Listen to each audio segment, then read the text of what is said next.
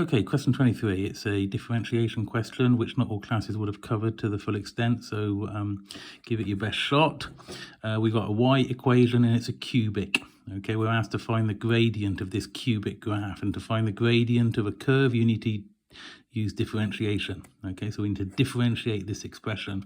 Remember, when you differentiate it, the y becomes known as dy by dx.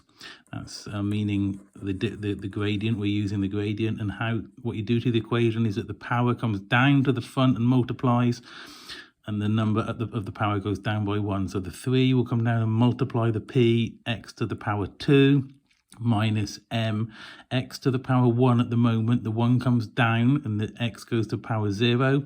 Anything to the power of 0 is 1. So you can scrub out the x to the 0 because it's just worth 1, and you would have 1m.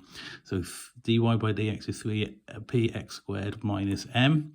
We want to know where the gradient is negative. Where is dy by dx less than 0?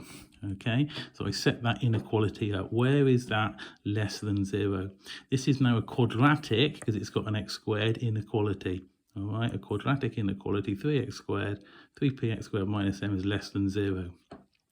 Now, to solve this quadratic, we've got to be a bit careful. So the best way to do that is to sketch the graph of the curve where 3px squared minus m equals 0 and find out what the roots are.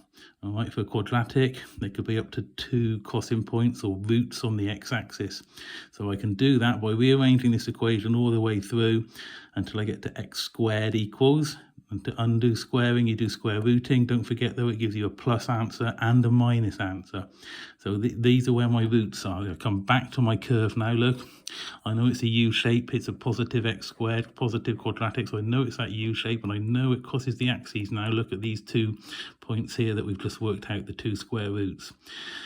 I want where this graph is less than 0. So I want the bit where we've use the colouring of the line just there, which for the x values is between those 2 roots. Okay, if I wanted where this curve was bigger than 0, I want the section to the right and to the left of that. But because it's the bit in between, I can write the inequality answer as x number bigger than the negative root but smaller than the positive root.